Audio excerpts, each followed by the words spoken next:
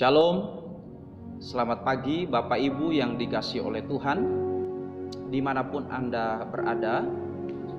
Kiranya kita senantiasa di dalam berkat kasih karunia daripada Tuhan. Ketika kita mendengarkan firman Allah yang hendak ditaburkan pada kesempatan ini, hati kita benar-benar siap, hati kita sungguh-sungguh haus dan lapar akan Dia. Mari bersama-sama kita mempersiapkan diri kita dengan berdoa terlebih dahulu sebelum kita mendengarkan firman Allah. Kita berdoa.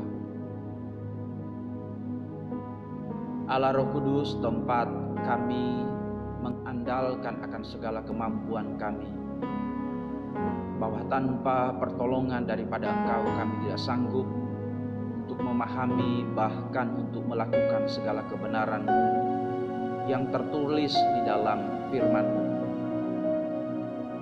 Kuasai hati kami Tuhan, penuhi kami dengan Roh-Mu, supaya kami sungguh-sungguh Engkau dapati sebagai tanah yang gembur, tanah yang subur, sehingga ketika kami mendengar akan sabda-Mu Tuhan, kami benar-benar boleh diajak melakukan kebenaran-Mu itu dan mengubahkan setiap kami yang mendengarkannya pula. Kami dapat diberkati olehnya, kami dikuatkan oleh setiap kebenaran-Mu pula. Terpujilah Engkau Tuhan, kami menyerahkan waktu-waktu selanjutnya ini ke dalam tangan kuasa daripada Engkau yang memimpin akan jalannya persekutuan kami bersama-sama. Di dalam nama Tuhan Yesus kami berdoa dan bersyukur. Haleluya. Amin. Bapak Ibu yang dikasihi oleh Tuhan, sekali lagi saya menyapa kita untuk kita benar-benar mempersiapkan hati kita, mempersiapkan diri kita untuk sedia dengan penuh kerinduan, dengan penuh rasa haus dan lapar untuk mencari kebenaran Allah melalui firman-Nya yang hendak kita renungkan bersama-sama. Dan olehnya setiap orang yang sungguh-sungguh lapar dan haus, pada saatnya dia akan melakukannya semuanya itu di dalam cinta kasih-Nya, di dalam sikap hatinya yang benar-benar menyenangkan hati Allah. Itu sebabnya pada kesempatan ini kita akan bersama-sama merenungkan satu teks firman Tuhan yang terdapat di dalam Kejadian pasalnya yang ke-25 ayat 19 sampai ayatnya yang ke-34. Kejadian pasal 25 ayat 19 sampai ayat yang ke-34. Perikopnya adalah Esau dan Yakub. Inilah riwayat keturunan Ishak, anak Abraham.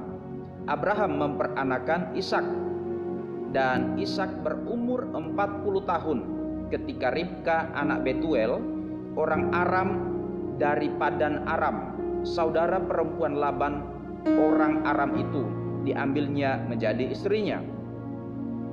Berdoalah Ishak kepada Tuhan untuk istrinya, sebab istrinya itu mandul. Tuhan mengabulkan doanya, sehingga Ribka istrinya itu mengandung. Tetapi anak-anaknya bertolak-tolakan di dalam rahimnya, dan ia berkata, "Jika demikian halnya, mengapa aku hidup?" Dan ia pergi meminta petunjuk kepada Tuhan. Firman Tuhan kepadanya, "Dua bangsa ada dalam kandunganmu, dan dua suku bangsa akan berpencar dari dalam rahimmu. Suku bangsa yang satu akan lebih kuat dari yang lain, dan anak yang tua akan menjadi hamba kepada anak yang muda." Setelah genap harinya untuk bersalin, memang anak kembar yang di dalam kandungannya. Keluarlah yang pertama, warnanya merah, seluruh tubuhnya seperti jubah berbulu. Sebab itu ia dinamai Esau. Sesudah itu keluarlah adiknya, tangannya memegang tumit Esau. Sebab itu ia dinamai Yakub. Ishak berumur 60 tahun pada waktu mereka lahir. Lalu bertambah besarlah kedua anak itu. Esau menjadi seorang yang pandai berburu, seorang yang suka tinggal di padang. Tetapi Yakub adalah seorang yang tenang, yang suka tinggal di kemah. Ishak sayang kepada Esau, sebab ia suka makan daging buruan. Tetapi Ribka kasih kepada Yakub. Pada suatu kali Yakub sedang memasak sesuatu, lalu datanglah Esau dengan lelah dari padang. Kata Esau kepada Yakub, "Berikanlah kiranya aku menghirup sedikit dari yang merah-merah itu, karena aku lelah." Itulah sebabnya namanya disebutkan Edom. Tetapi kata Yakub, "Jualah dahulu kepadaku hak kesulunganmu." Sahut Esau, "Sebentar lagi aku akan mati, apakah gunanya bagiku hak kesulungan itu?" Kata Yakub, "Bersumpahlah dahulu kepadaku." Maka bersumpahlah ia kepada Yakub, dan dijualnyalah hak kesulungannya kepadanya. Lalu Yakub memberikan roti dan masakan kacang merah itu kepada Esau. Ia makan dan minum, lalu berdiri dan pergi. Demikianlah Esau memandang ringan hak kesulungan itu. Bapak Ibu yang dikasihi oleh Tuhan, ayah daripada kedua anak kembar ini namanya Ishak. Istrinya namanya Ribka. Siapakah Ishak? Ishak adalah anak tunggal dari Abraham. Ishak adalah anak tunggal dari Abraham. Sekalipun kita tahu ceritanya bahwa ada Ismail, tapi yang dipandang oleh Alkitab sebagai putranya yang tunggal adalah Ishak, karena dia adalah anak perjanjian. Nah, Ishak ini dia menikah pada umur 40 tahun. Dia menikah pada umur 40 tahun. Itu tandanya bahwa sekalipun janji daripada Bapa, ya, Allah Israel, Allah daripada bapanya, yaitu kepada Abraham, bahwa ia akan memiliki keturunan yang sangat banyak. Kita melihat di sini bahwa anaknya, yaitu Ishak ini, kakek daripada Yakub, bahwa ketika janji itu disampaikan kepadanya, dia akan memiliki keturunan yang sangat banyak, seperti banyaknya bintang di langit dan banyaknya pasir di tepi laut. Bahwa janji itu pasti akan digenapi, dan janji itu Allah sendiri yang akan melakukannya. Namun dalam perjalanan kehidupan daripada orang beriman, khususnya di sini adalah putra daripada Abraham, yaitu putra tunggalnya, yaitu Ishak, bahwa rupa-rupanya dia pun baru menikah, tidak terburu-buru, dan menikah pada umur 40 tahun. Ini menunjukkan sebuah sikap daripada iman, daripada orang yang percaya kepada Allah, bahwa ketika dia menikahi yang namanya Ribka, istrinya, itu dalam usia 40 tahun. Dan dia baru punya anak. Alkitab catat bahwa dia baru punya anak itu pada usia 60 tahun. Jarak menikah 40 tahun dengan 60 tahun baru punya anak, berarti ada jenjang selama 20 tahun. 20 tahun baru punya anak. Tentunya ini merupakan sebuah penantian yang cukup panjang.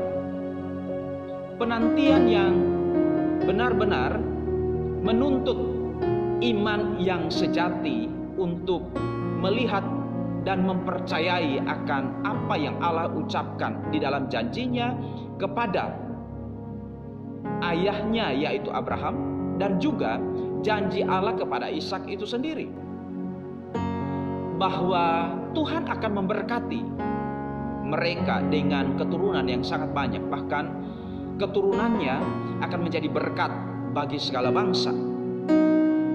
Di sini kita melihat bahwa janji Allah itu pasti dan selalu pasti. Kita harus mempercayai itu. Janji Allah itu selalu ya dan amin. Sungguh pasti dan benar. Itu janji Allah. Tetapi ketika kita mempercayai janji Allah, ketika kita meyakini, memegang dengan sungguh akan janji Allah, itu tidak berarti secara spontanitas atau di dalam waktu yang cukup singkat bahwa janji Allah itu harus segera untuk digenapi oleh Allah. Ada 20 tahun jenjang penantian daripada Ishak untuk menantikan anaknya. Padahal janji itu adalah janji yang begitu besar. Janji yang begitu besar. Dan kita melihat di sini tindakan beriman daripada seorang Ishak. Memang Ishak sangat mencintai Ribka. Ishak sangat mencintai akan Ribka istrinya. Sehingga ketika dalam masa penantian ini menunggu keturunannya untuk hadir, untuk lahir, dia tidak tergoda untuk pergi menghampiri tempat tidur daripada hambanya perempuan. Ishak ini orang yang kaya. Dia memiliki hamba-hamba perempuan. Dia tidak tergoda untuk menghampiri hamba-hamba perempuannya seperti yang dilakukan oleh Abraham ayahnya, ataupun seperti yang dilakukan oleh keturunan selanjutnya, Yakub. Bahwa Ishak ini adalah seorang beriman, di mana memang dia menantikan akan janji Allah itu digenapi dalam dirinya tanpa tergoda dengan sebenarnya tersedia godaan itu untuk mewujud nyatakan akan janji Allah sebagaimana yang Allah sudah janjikan. Nah, tentunya di sini kita melihat dari apa yang sedang terjadi dalam kehidupan Ishak. Ini menguji daripada iman dan kesabarannya. Bagaimana dengan kita? Di dalam menunggu dan menantikan akan janji Allah digenapi dalam diri kita. Tidak harus bahwa Allah itu harus segera mewujudkan, menggenapkan, menjawab setiap pergumulan, setiap permintaan. Bahkan Allah sudah berjanji lebih dahulu. Itu bukan Ishak yang meminta sebelumnya, tidak, tapi Allah sendiri yang memprakarsai. Allah yang telah mengucapkannya itu kepada ayahnya, dan ia menerima janji yang sama bahwa dia akan memiliki keturunan itu. Dan sekarang kita melihat bahwa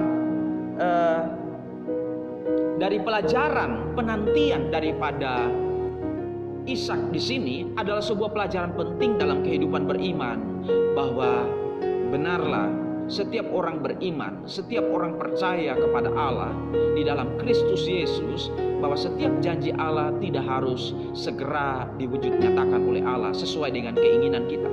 Walaupun kita boleh berkeinginan, walaupun kita boleh berharap, kita boleh berdoa atas apa yang kita inginkan, yang kita rindukan sesuai dengan janji Allah itu sendiri.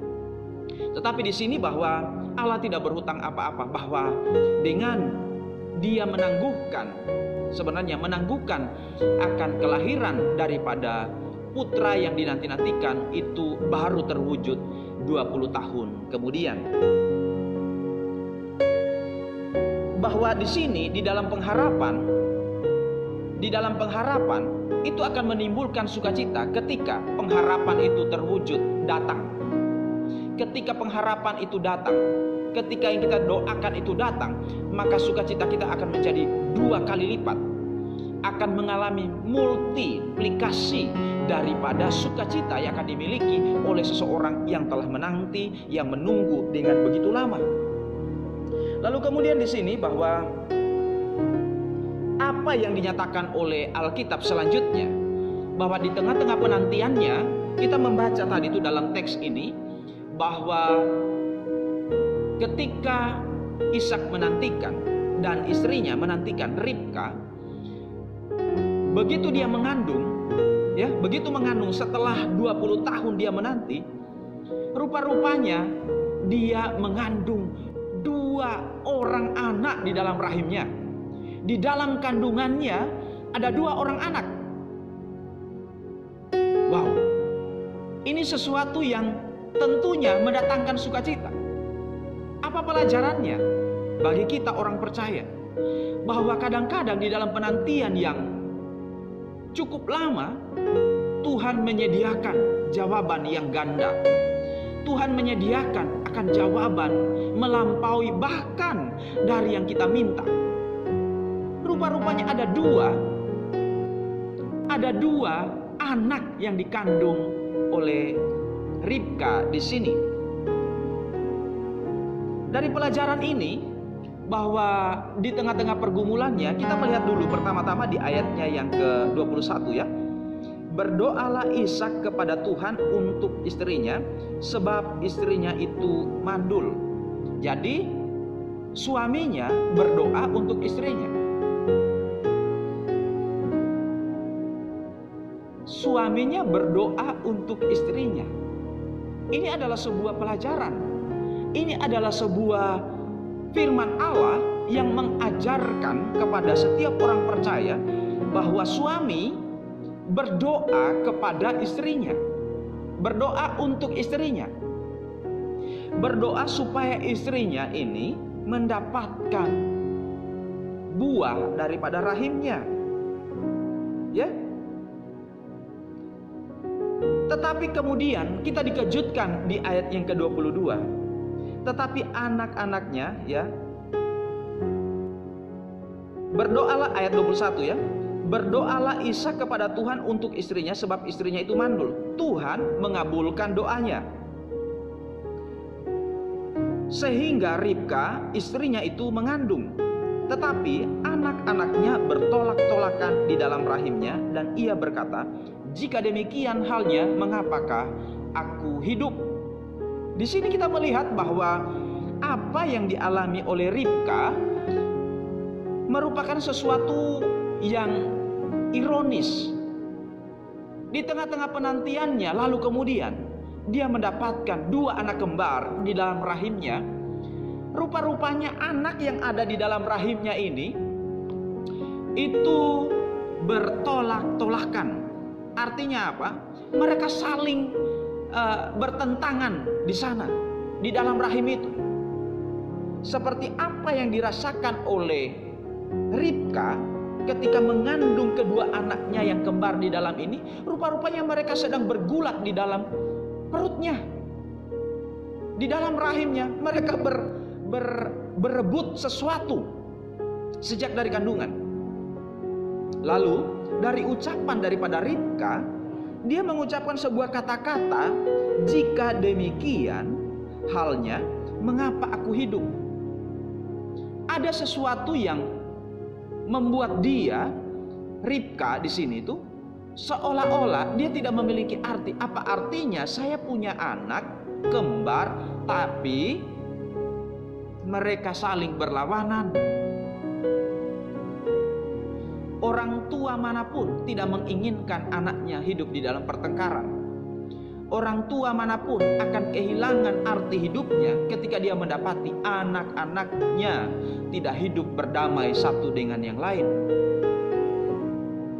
Perasaan yang sama, perasaan yang dialami oleh Ribka di sini adalah sebuah perasaan seorang ibu atas sebenarnya kandungannya, anaknya yang akan dilahirkannya ini. Rupa-rupanya sejak dari dalam kandungan ini mereka sudah perang. Mereka sudah saling bermusuhan satu dengan yang lain. Bertolak-tolakan. Bertolak-tolakan. Dalam penantian 20 tahun, lalu kemudian dikabulkan doa itu, dikabulkan permintaan itu. Sekarang permintaan itu dikabulkan. Permintaan itu dikabulkan. Rupa-rupanya malah ucapan yang keluar daripada Ribka adalah, untuk apa, mengapa aku hidup? Kadang-kadang yang kita doakan, yang kita minta kepada Allah, ketika Allah menjawab doa dan harapan kita, Tuhan memberikannya satu paket lengkap dengan apa namanya, yang disebut dengan kesenangan yang lain, yang mengandung akan tanggung jawab yang lain pula. Bahwa tidak ada penghiburan yang murni. Penghiburan itu selesai pada dirinya pada saat itu. Ketika kita dihibur dengan dijawabnya sebuah doa, Jangan dulu buru-buru seolah-olah saya sudah terhindarkan daripada pergumulan-pergumulan yang lain. Tidak. Alkitab mencatat di sini bahwa ketika kita mendapatkan jawaban doa dalam hidup kita, itu tidak serta-merta selesai seluruh pergumulan itu. Akan ada pergumulan selanjutnya yang akan dilalui, dialami setiap orang beriman, setiap orang percaya kepada Allah. Bahwa Ribka mengalaminya. Selanjutnya di sana dikatakan bahwa dan ia pergi meminta petunjuk Tuhan. Bahwa di sini kita melihat bahwa Ribka ini meminta petunjuk Tuhan bersama-sama dengan suaminya. Ayat 23, firman Tuhan kepadanya, 2 bangsa ada dalam kandunganmu dan 2 suku bangsa akan berpencar dari dalam rahimmu. Suku bangsa yang satu akan lebih kuat dari yang lain, dan anak yang tua akan menjadi hamba kepada anak yang muda. Yang ada di dalam kandungannya ini, yang kita tahu, yang namanya kelak, namanya yaitu Esau dan Yakub. Bahwa Esau itu adalah anak yang lebih tua.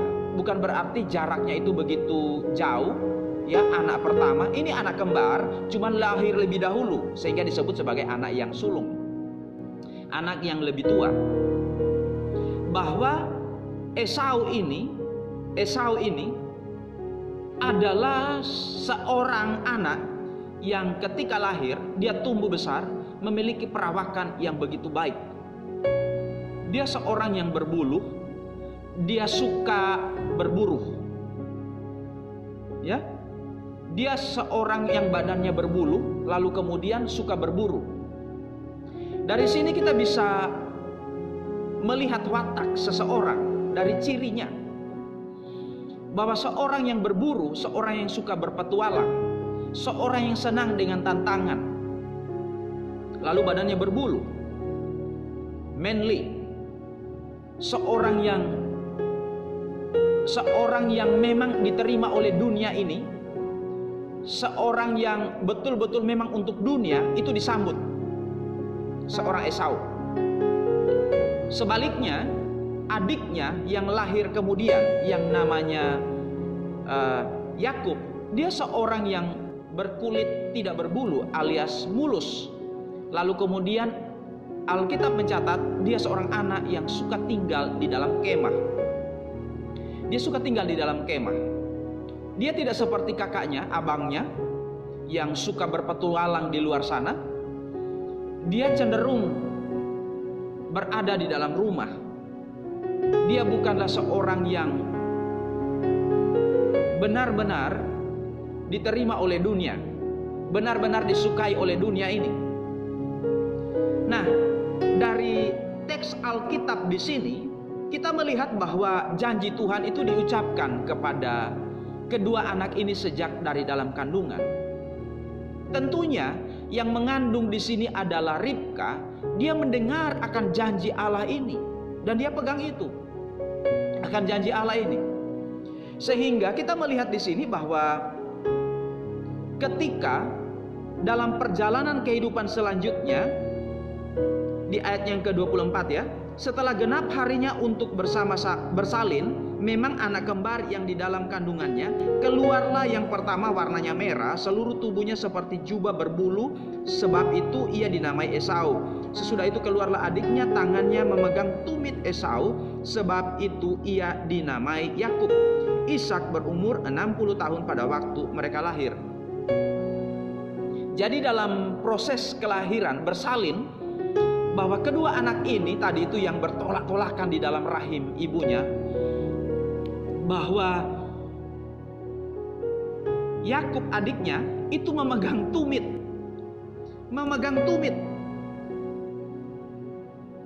Di sini di ayat 25 dikatakan, keluarlah yang pertama warnanya merah, seluruh tubuhnya seperti jubah berbulu, sebab itu ia dinamai Esau. Sesudah itu keluarlah adiknya, tangannya memegang tumit Esau. Tumit Esau ini merupakan sebuah tipologi, merupakan sebuah gambaran di mana nanti melalui memang keturunan daripada Yakub yang akan melahirkan Mesias. Bahwa kerajaan ini bicara soal kerajaan iblis dan kerajaan Allah, kerajaan kebenaran, itu memang sudah ditabuh sejak dari dulu. Di mana sejak dari Taman Eden, peperangan itu sudah dimulai. Peperangan itu sudah ditabuh gendangnya. Itu sebabnya ketika kita menjumpai di dalam kitab Lukas, ketika dikatakan bahwa lihat, aku melemparkan api ke bumi, dan ternyata api itu sudah menyala. Di dalam Lukas pasal 12 ayatnya yang ke-49, Yesus berkata bahwa aku datang untuk melemparkan api ke bumi, dan betapakah aku harapkan api itu telah menyala. Ayat 51, kamu menyangka bahwa aku datang untuk membawa damai di atas bumi. Bukan, kataku kepadamu, bukan damai, melainkan pertentangan. Maksud daripada Yesus dikaitkan dengan ketika dia melemparkan api dan ternyata api itu telah menyala. Betapa aku harapkan api itu telah menyala. Karena memang sejak dari Taman Eden, api itu, pertentangan itu telah dimulai. Di sini kita melihat bahwa apa yang sedang terjadi. Apa yang sedang terjadi daripada peristiwa ini? Bahwa memang apa yang telah terjadi di dalam kandungan daripada Ribka itu merupakan sebuah pertentangan yang memang merupakan penggenapan daripada apa yang memang sudah dulu pernah terjadi. Esau dan Yakub itu merupakan dua kerajaan, dan Alkitab katakan ada dua suku bangsa yang ada di dalam kandungannya. Bapak Ibu yang dikasihi oleh Tuhan, Ribka menangkap itu. Ribka menangkap akan peristiwa ini, sebuah peristiwa daripada rencana Allah. Bahwa ketika ayat yang ke-27 ya, lalu bertambah besarlah kedua anak itu. Esau menjadi seorang yang pandai berburu, seorang yang suka tinggal di padang, tetapi Yakub adalah seorang yang tenang, yang suka tinggal di kemah. Ishak sayang kepada Esau sebab ia suka makan daging buruan, tetapi Ribka kasih kepada Yakub. Jadi kedua orang tuanya di sini itu ayah daripada kedua anak ini yaitu Ishak itu menyukai yang sulung, ya, menyukai yang namanya Esau. Sedangkan mamanya, ibunya Ribka itu menyukai Yakub. Jadi ada pemilihan di sini. Pilih kasih daripada kedua orang tua. Bahwa sebenarnya sikap pilih-pilih mereka itu didasarkan apa yang dilihat, dari apa yang dilihat oleh Ishak. Ishak melihat apa yang kasat mata, karena memang kalau misalnya kedua anak ini diajukan untuk mengikuti calon perwira, mendaftar sebagai anggota prajurit, yang akan keterima itu adalah Esau. Yakub tidak memenuhi kriteria. Karena secara perawakan, secara penampilan fisik, secara wataknya yang akan memenuhi syarat itu adalah Esau. Tapi perhatikan di sini bahwa Ribka itu memperhatikan apa yang dia sudah dengar dari Allah. Apa yang dia sudah dengar dari Allah. Memang caranya untuk mewujudkan apa yang merupakan janji Allah itu merupakan sesuatu yang tidak dapat dibenarkan, tidak dapat disetujui. Tetapi kepercayaannya terhadap janji Allah, kepercayaannya terhadap apa yang akan Allah lakukan di waktu-waktu yang akan datang, itu sesuatu yang perlu ditiru dan perlu kita pegang dengan sungguh. Bahwa janji Allah itu pasti dan tidak akan meleset, sekalipun memang memerlukan waktu yang cukup panjang, memerlukan waktu yang tidak singkat. Bahwa apa yang sedang dialami oleh keluarga ini Dan rupa-rupanya, kenyataannya memang ya sesuai dengan kronologi daripada peristiwanya, rupa-rupanya si Esau memang memandang rendah akan hak kesulungan, memandang rendah terhadap firman Allah. Mungkin dia terlalu kegeeran, mungkin dia terlalu pede dengan apa yang dia miliki. Ya, faktanya dia punya kemampuan.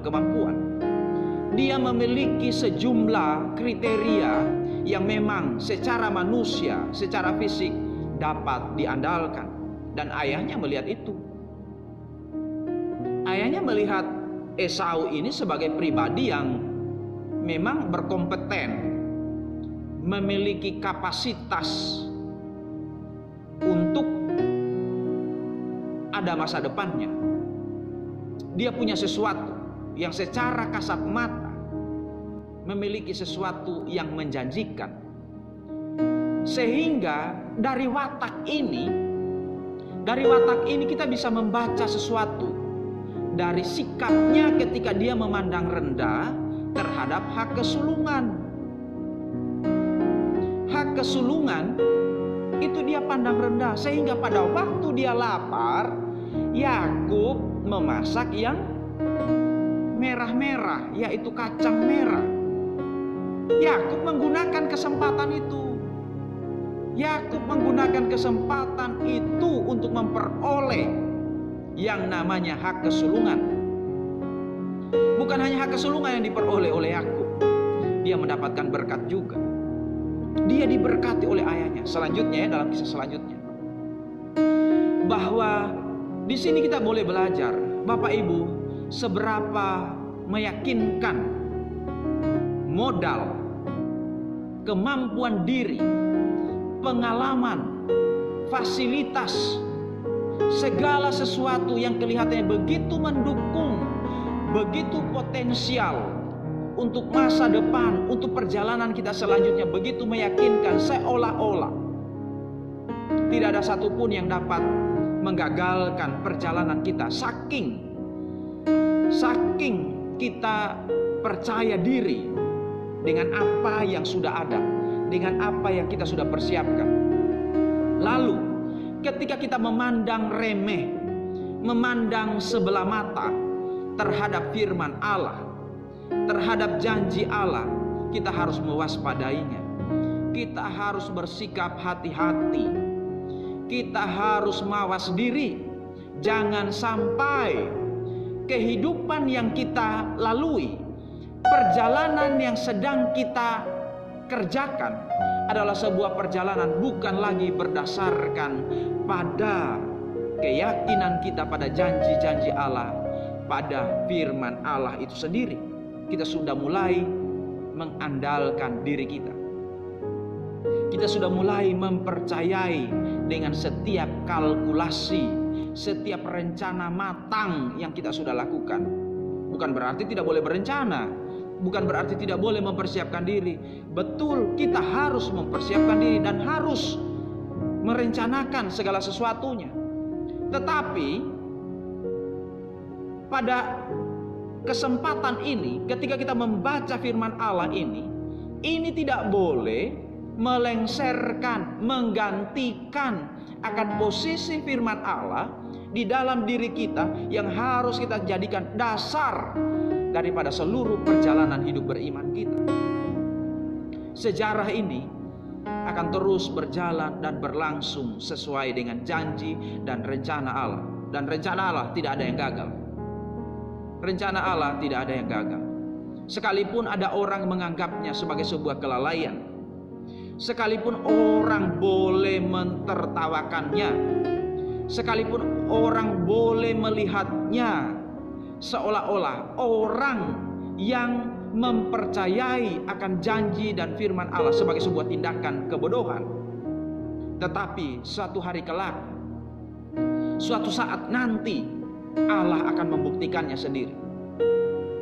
Kita melihat di sini bahwa Esau memandang rendah akan hak kesulungan ini, sehingga ketika kesempatan itu datang, Yakub sebagai penipu tadi menggunakan momentum ini untuk dia mengambil bagi dirinya ketika memang dia menghargai akan firman Allah. Caranya tentunya salah. Caranya salah.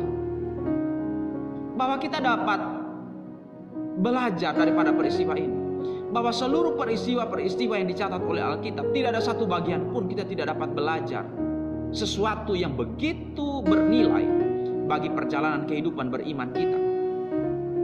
Perhatikan bahwa Yakub tidak mengerjakan sendiri ketika dia berhasil untuk mendapatkan doa berkat, hak kesulungan dari ayahnya ketika ayahnya memberikan akan tumpangan tangan, yaitu doa berkat kepada anaknya. Kita tahu bahwa melalui kong kali kong, melalui sebuah kerjasama daripada Ribka, mamanya, dengan anaknya Yakub ini, itu melakukan sebuah penipuan terhadap suaminya Ishak yang sudah rabun matanya, tidak mampu lagi melihat dengan jelas. Sehingga ketika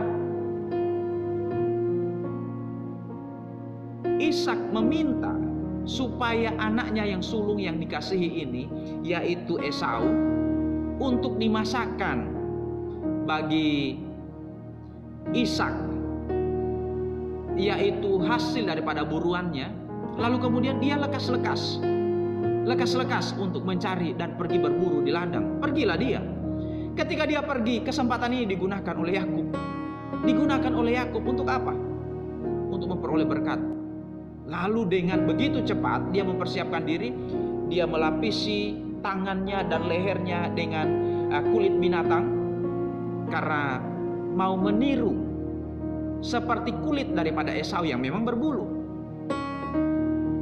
Lalu kemudian dia mengenakan baju jubah daripada Esau supaya bau badan daripada Esau. Ketika Ishak mencium bau itu yang dia ketahui karena memang matanya tidak melihat dengan jelas, yang ia tahu bahwa ini baunya Esau.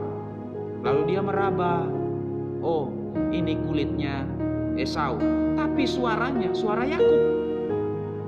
Sampai pada akhirnya toh jatuhlah doa berkat itu, hak kesulungan itu kepada Yakub. Sebagaimana yang kita sudah baca dan kita sudah selama ini begitu hafal sejak dari sekolah minggu, kita sudah mendengar kisah ini, bahwa Yakub tidak mengerjakannya seorang diri. Ini atas bantuan daripada ibunya. Ibunya ini rupa-rupanya memang yang sudah merancangkannya sedemikian rupa. Kenapa? Kita melihat satu bagian daripada apa yang dilakukan oleh Ribka ini. Dia sangat menghargai yang namanya doa berkat dan hak kesulungan. Dia menghargai itu. Tetapi dia tidak cukup sabar. Dia kurang percaya akan cara Allah bekerja. Bukankah janji Allah itu sejak dari kandungan, berkat Allah itu akan diberikan kepada yang bungsu, bukan kepada yang sulung? Mungkin karena penilaiannya secara manusia, sepertinya yang akan layak mendapatkan berkat ini, ya hak kesulungan ini, memang adalah yang sulung. Dan memang ciri-ciri perawakan yang tampil secara kasat mata dalam penilaian manusia, memang yang pantas itu adalah Esau. Tapi di sini kita melihat bahwa dalam pergumulan daripada Ribka, mungkin karena perenungannya sedemikian rupa, sehingga dia jangan-jangan nanti ini janji yang dulu sudah dia dengar itu tidak akan terjadi kepada anaknya yang bungsu. Sehingga dia melakukan sebuah taktik, ya, intrik yang menipu. Perhatikan bahwa kadang-kadang kita dibawa pada situasi yang semacam ini. Kita dibawa pada situasi-situasi yang sulit, sehingga harus melakukan sesuatu yang bertentangan dengan firman Allah, sehingga kita tidak mempercayai Allah lagi sebagaimana yang sudah terjadi kepada Abraham, di mana dia menanti begitu lama dalam usia yang sudah 100 tahun baru punya anak, tapi pada akhirnya memang melahirkan. Bahwa di sini sebenarnya Ribka itu begitu mempercayai akan janji Allah, tetapi menggenapi janji Allah ini hal yang lain. Dia berusaha menolong Tuhan lagi dengan cara penipuan, dengan cara yang tidak benar. Peristiwa ini sudah terjadi ketika Abraham harus mengambil gundiknya, berusaha menolong Tuhan, seolah-olah Tuhan terlihat tidak akan menggenapi janjinya dalam saat-saat yang sudah lewat, dalam saat-saat yang sudah melampaui batas menurut ukuran manusia kita. Sesungguhnya Bapak Ibu yang dikasih oleh Tuhan, kita diajak di sini bagaimana Ribka di sini yang mempercayai firman Allah, tapi pada saat yang sama di Alkitab kita diajarkan bagaimana Bileam itu adalah seorang nabi Allah yang dimintai oleh Balak untuk memberikan sumpah serapah mengutuki bangsa Israel.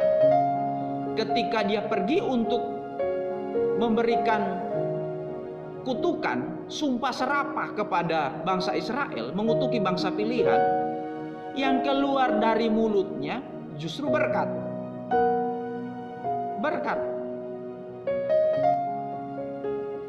Mungkin ya, kalau misalnya kita ada pada waktu itu dan kita sudah tahu ceritanya, karena memang kita berada di dalam waktu sekarang ini dan kita tahu ceritanya,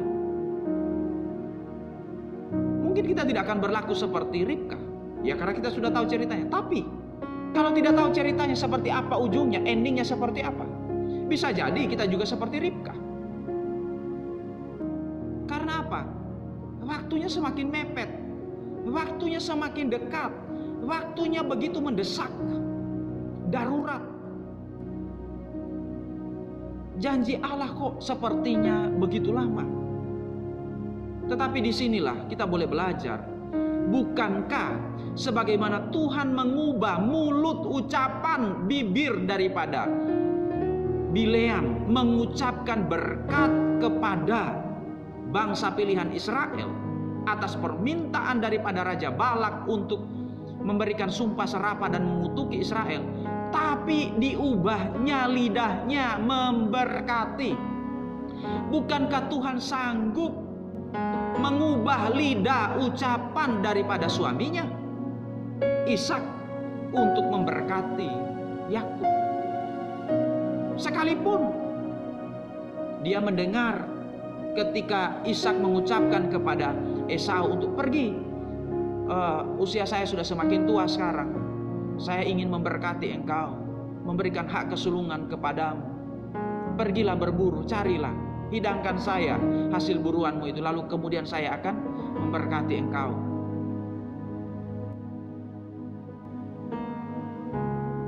Ribka di sini mendengar hal itu. Ribka mendengarnya. Memang dia menggunakan kesempatan itu. Tapi di sini sekali lagi, bahwa ketika dia mendengar hal itu, bukankah seharusnya dia mempercayai Allah dengan sungguh-sungguh? Seharusnya dia mempercayai janji Allah itu pasti akan digenapi, dan bisa membelokkan lidah suaminya untuk memberkati, untuk memberikan hak kesulungan kepada Yakub sebagai anak yang diberkati. Dua bangsa ada dalam kandunganmu, dan dua suku bangsa akan berpencar terpancar di dalam rahimmu. Suku bangsa yang satu akan lebih kuat dari yang lain, dan anak yang tua akan menjadi hamba kepada anak yang muda. Itu janji Allah. Itu janji Allah. Sekarang apa implementasinya? Apa pelajarannya bagi kita di hari ini? Mempercayai Allah dalam masa-masa yang darurat, dalam masa-masa yang sulit, itu tidak mudah. Tetapi kita diajak, sekalipun kita melihat tanda-tanda, sekalipun kita melihat dalam hitungan-hitungan kita, seolah-olah Tuhan terlalu menunda, Tuhan terlalu mengulur-ulur, kita diajak untuk memiliki iman yang sejati. Sebenarnya, apakah hidup itu? Apakah demi keinginan-keinginanku tercapai dan saya baru memiliki makna hidup ketika keinginan-keinginan, harapan-harapanku terjawab, baru saya mendapatkan arti daripada hidup. Kita dituntun melalui peristiwa ini, kita diajak melalui peristiwa ini untuk hidup mempercayai janji Allah, bahkan dalam masa-masa yang sulit, melalui kehidupan dari dua anak kembar ini. Sekalipun secara manusia bahwa memenuhi kriteria Esau untuk memperoleh apa yang sepantasnya diberikan kepadanya, dia memperoleh sesuatu yang memang mendukung, sangat cocok. Tapi janji Allah tidak akan pernah berubah. Janji Allah tidak akan pernah berubah. Percayakah saudara dengan setiap firman-Nya? Percayakah kita dengan setiap janji-janji Allah melalui firman-Nya?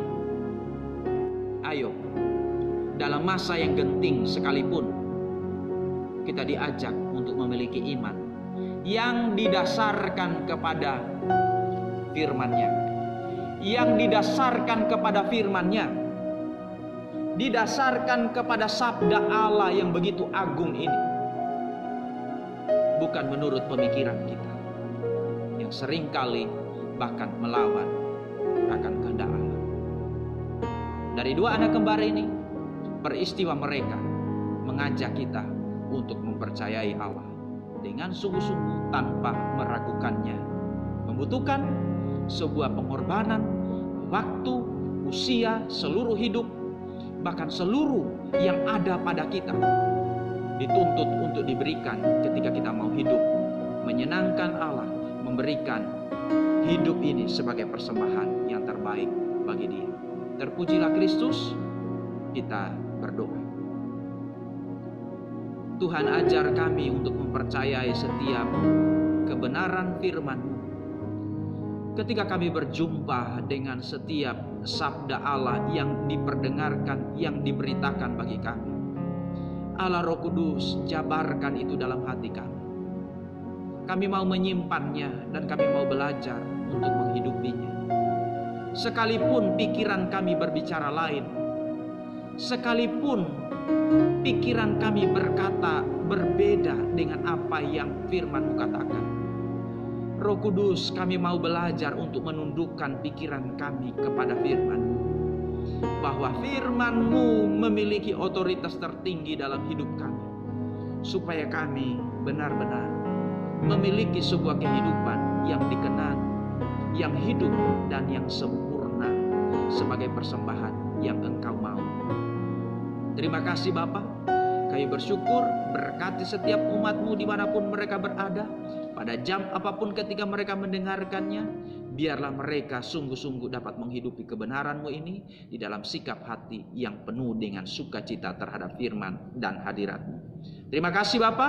Di dalam nama Tuhan Yesus kami sudah berdoa dan bersyukur. Haleluya. Amin. Selamat hari Minggu. Tuhan Yesus memberkati.